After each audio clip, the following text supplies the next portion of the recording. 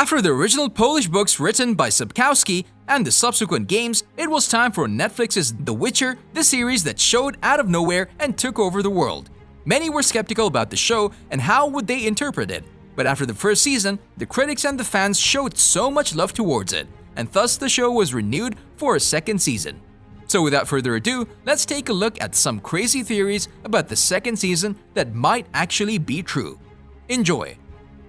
One more story.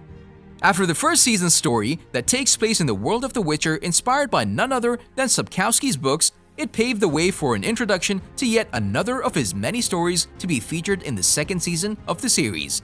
Yes, we're talking about the one where Geralt faces the Striga, cursed princess, and doesn't come out of the uninjured. This was a sign that the fans can expect to see more of Sapkowski's stories told in the future of the franchise. More specifically, the story A Grain of Truth, in which Geralt encounters a man in a monster's mask called Nivellen.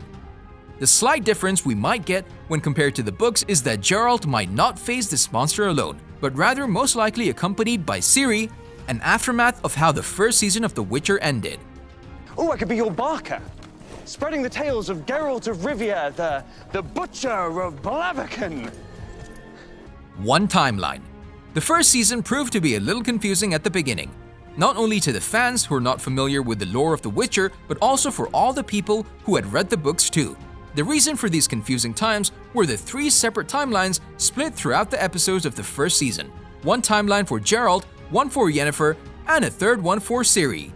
Yes, the timelines connected at the end eventually, but it took a while for viewers to know what really is going on, and just how old the characters of the series are supposed to be. With this in mind, the second season of the show might choose a different approach and offer only one timeline, with the occasional flashbacks in order for us to get additional information and some details about the setting of the series. Pass down. Yeah. I thought the world needed me too.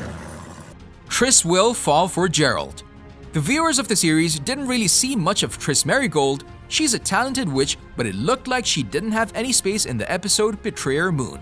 In this episode, she hired Geralt to help the cursed princess who eventually turned into the Striga we saw. He managed to fight the Striga and return the princess to her human form, but grievously injured in the fight, which got cured by Triss. Her next appearance in the series was when the wizards fought against Nilfgaard. However, in the books, when Triss arrives at the Kaer Morhen in Blood of Elves, she's already attracted to Geralt, or maybe even in love with him. So with this in mind, it would not be a huge stretch to see the two grow closer in the events of the second season of the series. Further discovery of Ciri's magical powers. While Ciri's powers weren't properly discussed in the first season, it's very clear that she has some extraordinary powers she inherited from her ill-fated mother, Queen Calanthe's daughter, Pavetta. Ciri, without her knowledge, uses these powers of hers to get rid of her tormentors, a group of young men who threaten her. In the books, Ciri is identified as the Source by Triss, who recommends Geralt to search Yennefer for help with her unknown powers. Thus, the second season might not be far from showing us Ciri's special talent and what her origins have to say about all the unexplained things about her. After all, she'll most likely be the main focus for the series, especially now that she and Geralt finally met. Except you have arthritis.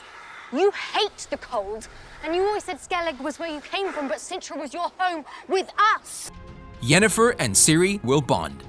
When we're at these two, if we take a closer look into the book series, when they both first meet, Ciri is not very fond of Yennefer.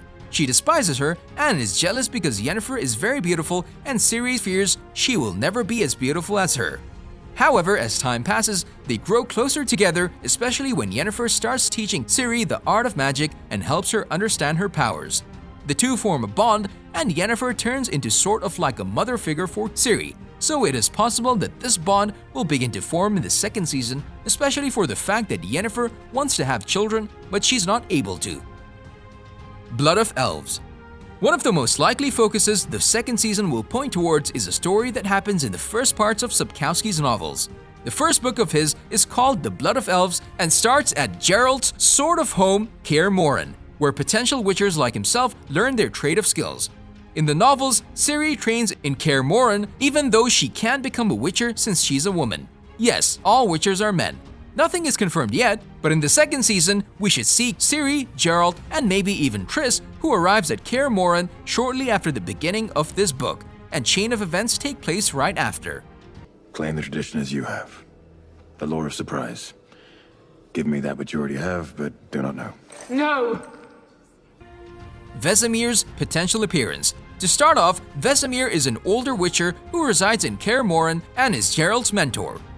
He's a very important secondary character who has a lot connected to him when Geralt's growth into a man that he is now is taken into account. His presence might even be the source of a flashback or two from Geralt's past, and his training in Kaer Morhen.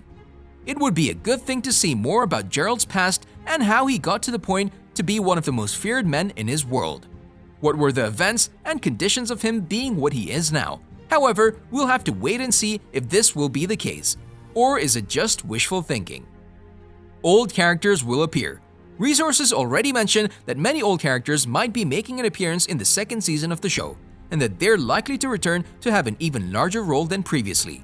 TRISS is one of the prime examples of this shift, but the list doesn't end here. The fans can also expect the return of Nilfgaard forces and Caer, the one who oversees them. Fringilla, the witch, is also not out of the question. You know, the one who is fighting against her own kin at the end of the first season? The show could go the length and return Queen Calanthe, but this would have to be in the form of flashbacks because, as we can all remember, she committed suicide during the first season. And last but not the least, dwarf Yarpen Zingrin and his friends might surprise us with an appearance since they were in the Blood of Elves part in the novels.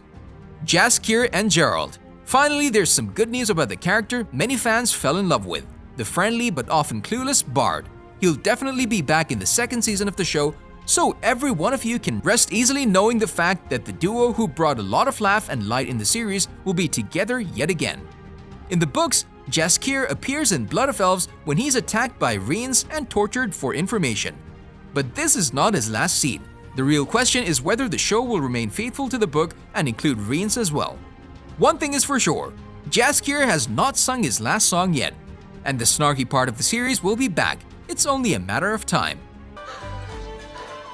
They're really alive. Whew. I mean, come on. On a related note, tell us down in the comment section below which theory would you like to see in the second season of The Witcher and why. And also don't forget to like, subscribe, and hit the bell icon if you'd like to see more videos like this in the future. Thank you for watching, and we'll see you next time.